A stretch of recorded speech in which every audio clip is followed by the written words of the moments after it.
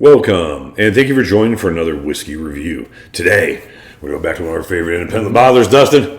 Compass Box, the Lost Blend, 46% ABV. And you told me it was 46% because I could not see it. It's a decade-old bottle, Mike, so... You've had it for a while. You've had a bunch of Compass Box for a long time. Yeah, I mean, this is a decade-old bottle at this point. All right, so what are we drinking here, Dustin? So, I can't remember all right, so it's Clynelish is the big component there, with about 20% Caol Ila. The Clynelish, they hint at it's about 18 years old. So, decent age there. The other parts are a little younger. And then there's, I'm not even going to try to say it, guys. It's a distillery I don't know, but it's another Highland fruity malt. It's got like a 3-part piece. I don't know. It's one of those I just don't know. So, anyway, there's some story about they had some batch they really liked, and this is them trying to come back and recreate it. So, about 13,000 bottles made of this one. So 12,018. Oh no, just 12,018. 12,018. For some reason, I thought that was 12,000. Why is this print so small? It's old, man. And look how much he wrote. What are you gonna do? Like, it's a book on the back, and that's why I was starting to read it to repeat the story because I haven't looked at this in forever, and I was just like, dude, the review will be 30 minutes long just going through what John wrote about it. I'm going to keep this bottle because when my daughter, I'm trying to get her to fall asleep at night, I'll read the back of whiskey bottles because she likes to hear my voice. Sweetable. That's plenty to read if I can read it. But yeah, this is a pretty popular bottling from this era, Mike, and we'll get into it. I also think, for anybody out there, I think they had 5 different boxes. So they're different Did you bring a box? I did not, just because, again, I'm trying to get some bottles out of the place, guys, so this is a bottle kill. Oh, yeah. That's the first thing you need to worry about. 46%, yeah, Compass Box. Did you see what the cask maceration was on it? They're mostly ex-bourbon. Mostly ex-bourbon, okay. Yeah. 46%, I know they always do, especially back in that day, was unfiltered and natural color. Always got that good stuff, yeah. I can't remember if he did, a toasted barrel or a recharred or anything like that, but it's all bourbon. Yeah, it comes off bourbon. Lovely vanilla and honey. It's thick. Oily for sure. You get that Clynelish waxiness. Clynelish waxiness right off the bat. You're absolutely right. He loves Clynelish and Caol Ila. He does. I mean, John Glazer, that is. Yeah. I mean, we talk about Tobias and the Angel, which was their ultra expensive version. And Eleutheria is the whiskey that this is kind of the replacement for. That was the lost batch, but they're not putting on the other distillery on here. I looked it up. It's just a distillery I've never really had, so I don't know how to say it. There's a thick loafiness to the texture of this whiskey, but the actual flavors are lighter flavors. A little honey, a little vanilla, but it's a thick honey and thick vanilla. Gives me actually a little hint of an olive oil note, Mike, which I don't usually get. Right. And I think that's kind of where the peat's trying to creep out from the Clynelish. Or the Caol Ila. Is it peated Caol Ila? It's peated Caol Ila. See, when I said the density, it was something lemon loaf-ish to the note. So I guess in my mind, I thought that was coming from the Caol Ila. Yeah, it's 20% Caol Ila, I know that. And then the Clynelish and the Allt-A-Bhainne or whatever it is for the rest. Now it's a little bit of pepper and some other spices just walking on in. This is just beautiful. Yeah. I mean, subtle but just rich and obviously elegant. This is where I think John Glazer was so good, Mike. And when he was, first getting started, was just a quality whiskey that is nothing's fighting. It's not trying to be super bold or rich. It's just good sipping whiskey. Yeah. Not only are these flavors playing with each other, they were born in the same hospital on the same day. These are slightly different elements. But we've been together from the beginning. Yeah, I mean, this is the kind of whiskey that us whiskey snobs can sit back and really enjoy. But I can just as easily hand this to somebody who's a Allt-A-Bhainne drinker and say, give this a try. And they're like, oh, I like what they're doing here. Yeah, I mean, again, the flavors come off light, but the experience is very, very rich. It comes off way higher than 46%. But I'll say this, that almost always happens with Clynelish. Yes. Clynelish, a lot of people refer to it as waxy. It's just thick. It's just thick, and it comes off heavy. I still look back, and I'm just shocked Compass Box didn't blow up bigger than it did, and it didn't become Macallan-esque and like people just chasing and collecting and secondary prices going absolutely astronomical. I'm not saying it didn't get a lot of hype, but over in the UK, it never got the hype that I think it deserved. It doesn't matter if it's UK or anyplace else. Oh, I don't know who wrote it. I think Epictetus. He who writes for fools is always sure of a large audience. Yeah. You know, people that really like the best in things, it's just a rare subset of people. Yeah, and mind you, this is a pretty substantial release. 12,000 bottles is a ton. Yeah, but again, you're right. I mean, this is Compass Box in general. And again, a release like this is just quality blended whiskey. Yeah, blended malt here, just beautiful. This is what blended whiskey should be. Yeah. Nothing's off-putting. Everything just fits right into place. I can almost guarantee this bottle is better than the parts that went into it. Like, they made it better by blending. And that's Absolutely. what's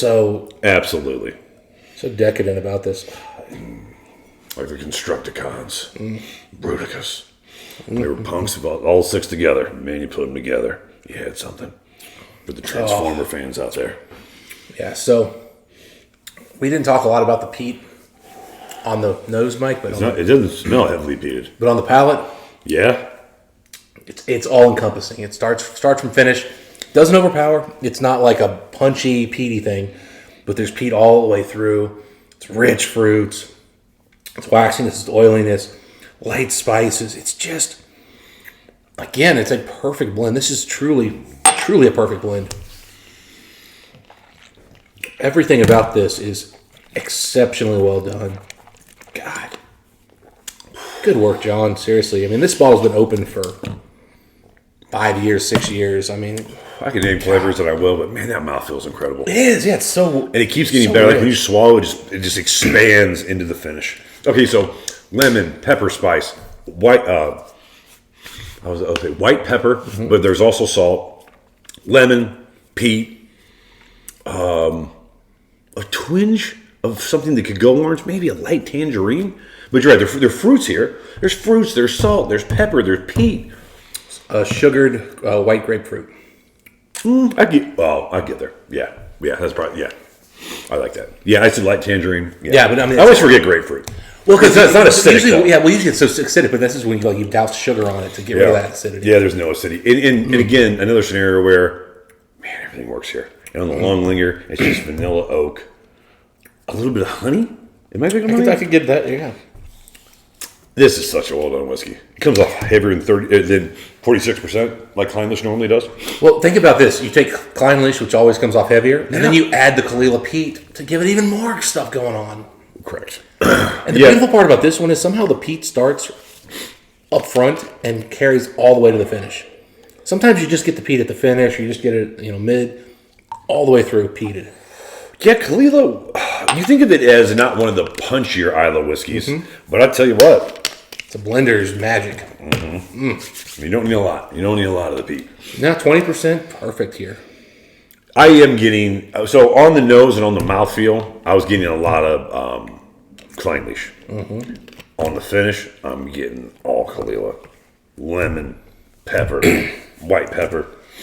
Yeah, maritime smoke. This is reminding me. I need to remember the other distillery in here. Again, it'll be in the description, guys. But You've done such a good job of saying it.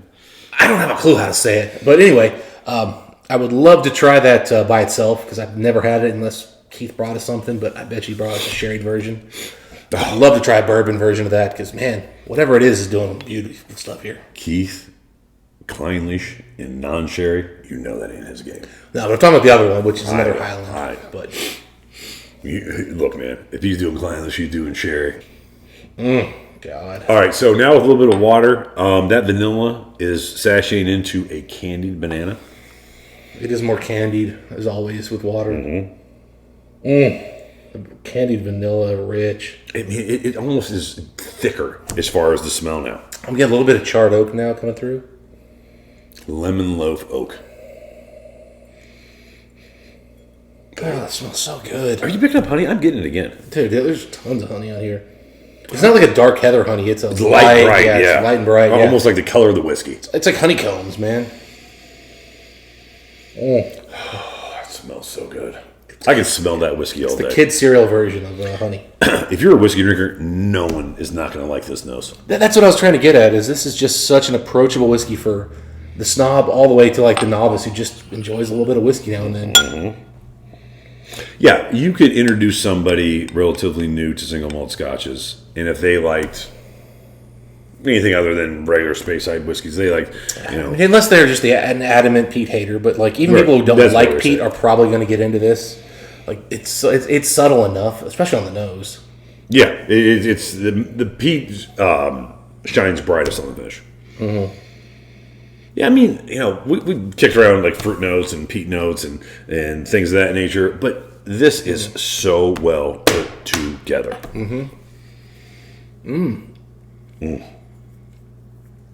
Actually got a little bit more snappy on the arrival with water. But spice? A little oak spice. Oh, man. Yeah, I actually like it better with water. Right, the palate? Yeah, it's got a little bit more bite up front. Oh, I love this. It's the fruits, the waxiness, a little bit of spice, and then having that peat all the way through. It still feels so thick. Yeah. So rich. And along with the peat, that just feels like such a rich experience. I mean, talk about two things that complement each other, though. That Clynelish waxing, what we'll call waxiness thickness is what I will say. To go along with the peat note, it feels so substantial. Yeah. These are lighter flavors, but I wouldn't have guessed this whiskey at 46%. Yeah, I mean, this is just excellent. John Glaser just killed it here. And I mean, again, he just took two really good Highland malts. One with pretty good age, the other one with a little bit less age. And some nice Caol Ila peated whiskey and created a masterpiece. I mean, that's all there is to it. We have... And this was like $100 bottle back then. That is... Excellent price. Jeez, you don't get $100 bottles like this anymore. No, you don't. This would be $200 today easily, and it'd be worth it. Yeah, it's great whiskey. Oh. Dustin? Another home run by Compass Box. And again, Compass Box for a long time, everything they put out was a home run. Yeah. If you knew whiskey. You know what I mean? I'm not trying to say, like, if you don't know whiskey, you don't like it, you don't know whiskey. I'm not saying that. But if you're a whiskey fan, like, you know, you have a general love for the entire range of it, you're going to find so much to appreciate with this. Yeah, if you're somebody who's very much, I only drink this exact thing. Yeah, it might not be your thing. Yeah, I'm not saying you don't know because it's not your thing. Yeah. I mean, oh, yeah, man. It's so good. So good. And again, I will say it one more time. It's amazing how thick and rich this is, but how light the flavors are. And the flavors meet the richness, and it just works. It's not like they had to use a ton of sherry or, cask influence to give this rich flavors. It's just good malts blended well to maximize. This is as well put together. Well, I'll say fits as well together as like a Japanese whiskey. You know what I mean? Just like there are fewer parts, and they're more aggressive parts. But for a Scotch... Yeah, there's a lot going on here as far as parts, but that's what you get with blended malt. That's what you get with Compass Box. They've, we both agree lately they've slipped a bit. Yeah, well, and John's left now, so correct. See what happens. But I'll say this: they build up so much goodwill in my mind. Yeah, and this is the kind of stuff this is really what kind of built the goodwill in my mind. Is stuff like this, just excellent whiskey, quality from start to finish. Yeah. No chill filtering, uncolored, 46%. Distilleries. I mean, I don't know about the other Highland distillery that you can't pronounce, but Clynelish and Caol Ila are two of my top 20 distilleries ever. Yeah, I will say the other distillery probably is the distillate that's the most predominant in this one. But that's as far as percentage? Percentage, yeah, I'm pretty sure. But I've always thought that the Clynelish and the Caol Ila were the showcase. And I would imagine that's where all the spice is coming from. Could be, because I've never really got this type of spice from Caol Ila or a Clynelish before. Yeah, I mean, there's something different here. But again, it does fall into that classic kind of Highland impact. Yeah, I mean, it's just good, easy drinking stuff here. All right. Dustin, your bottle. Yep. So you're ready on your score before I give my score. I'm between two numbers, Dustin. Yeah, I went with the lower of my two, but... I did too. I went with the lower of mine too. But I'm probably wrong. 88. I was real close to an 89. I don't know why I'm not saying 89. No, you know what? I am changing my mind. 89. All right. I was hoping you'd do that because I went 88, and I was actually hoping you'd do 89. So our score was an 88.5 because I was really debating 89 myself, and I was like, after I wrote it down, I was like, all right, I can't change it. That's what writing it down is. That's why I say it before I do is you just go with it. Yeah, so I was like, in my head, I was like, if one of us has to say 89. Good whiskey, man. Yeah, it's right there, 88, 89 all day. It's just excellent. This goes back to what I used to feel about Compass Box until probably, I don't know, 2018, 2019. If it's a new bottle, I can't wait to try it. I know. I can't wait to try it. It's Compass Box. What they got in store for me now? Yeah, they had a couple of really disappointing expensive bottles recently, but let's not dwell on that. I've got 2 more Compass Boxes, Mike, that are not quite this old, but they're about this fill level. So yeah, we gotta bring it's time to get those reviewed. We kind of stopped doing these guys because we didn't get enough views on them unless they were brand new. But damn it, we like. But I said, you know what? We're not skipping them because it's bottle kill time, so we got to get to them. Yeah, and we like them. They're fun. Like, tell me this isn't a good whiskey to drink. Yeah. Oh man. Again, if you got someone who likes whiskey, man, I can't imagine people not gravitating to this. This is like a boon of having 25-ish whiskey. Yeah. If you don't like this whiskey, you probably don't like You know, the other thing I like about this older stuff here, Mike, is it used to be Compass Box was 3 whiskeys, 4 whiskeys, 2 whiskeys. Nowadays, there's 10, 12. I don't like it. It's crazy. This is just nicely done. I agree. All right, Dustin. Those are our thoughts on this particular whiskey. If you guys had a chance to try this one, we'd love to know what you guys think. And Dustin, until next time, what do we wish the folks? Happy blended drinking. See you next time.